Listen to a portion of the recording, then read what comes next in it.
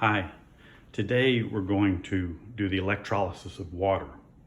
Electrolysis is taking apart by water. So we're going to, taking apart by electricity. So we're going to be using electricity to take apart the water molecule. Now, in order to do this, we're using what's called the Hoffman apparatus. It's this strange looking contraption made out of glass. And here it has two tubes and a central column that's all filled with water and stopped off at the top with two stopcocks that are closed right now. So the water in here has a little bit of sulfuric acid in it so that it'll conduct electricity, because in order to do electrolysis, the liquid has to be an electrolyte or conduct electricity. And as many of you know, pure water doesn't conduct electricity. So down here, we have, in each tube, we have these little platinum electrodes. Let's see if we can get a look at this one. Yeah, there we go. And they are connected by wires over here to this voltage source. The positive is connected to the right-hand tube, and the negative is connected to the left-hand tube. So we're going to turn this on and start turning up the voltage. I can turn this knob and adjust the voltage. Let's see what happens.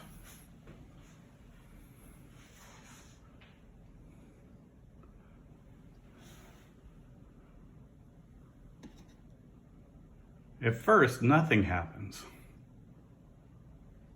I'm slowly turning it up. You can see that I'm slowly turning it up. And at first nothing happens, but then look.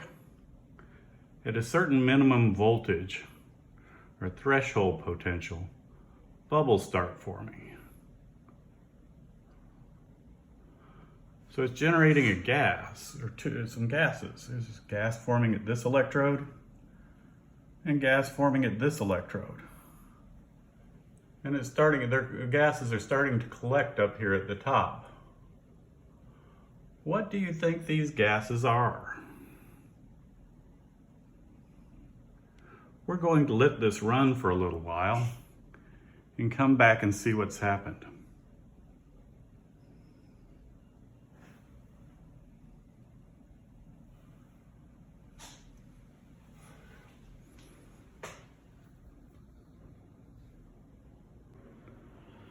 Okay, this has been running for about 20 minutes now.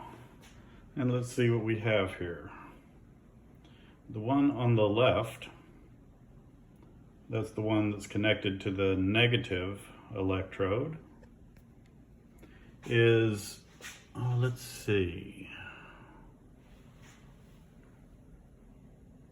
at about 24 milliliters of gas.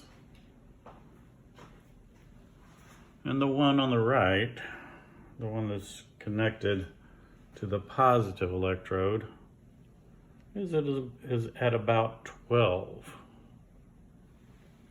milliliters. Can you explain those results?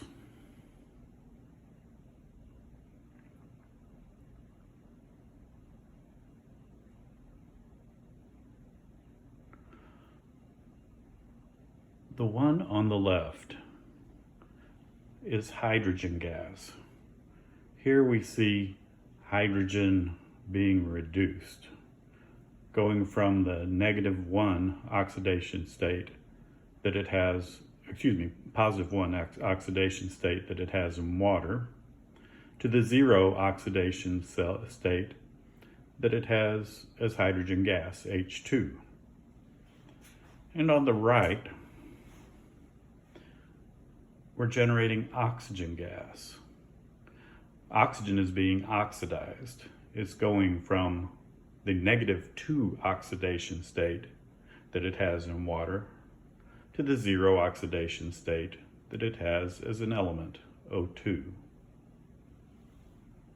And we see that they are in a 2-to-1 ratio, as they are in the compound water.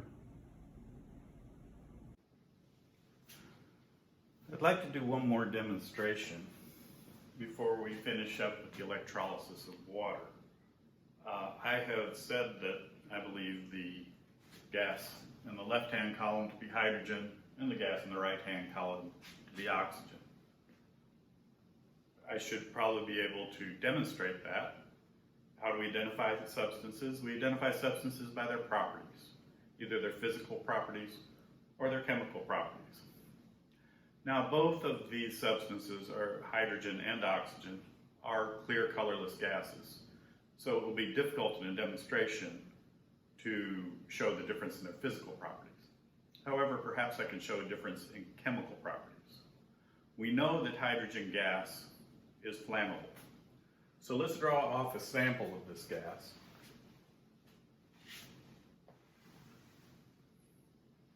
By opening the stopcock on this column and allowing the water to push some gas up in there.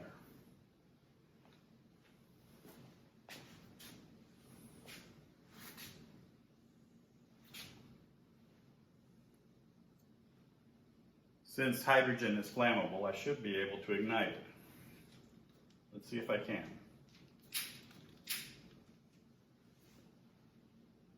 Oh, a little pop.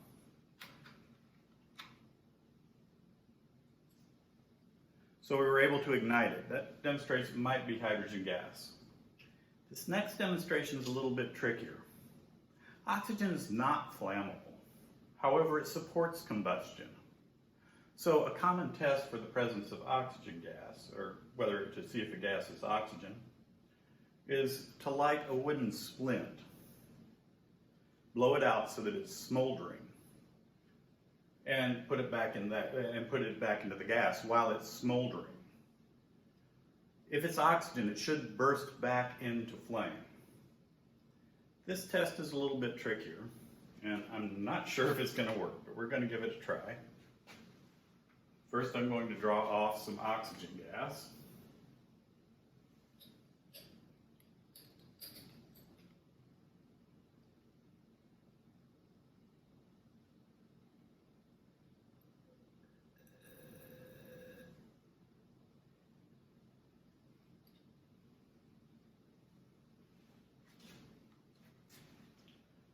Then I'm going to light this splint.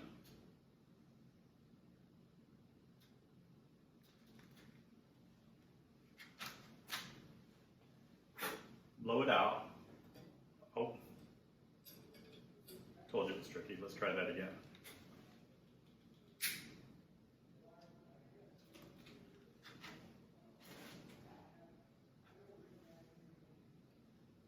There it goes. It burst back into flame after being blown out.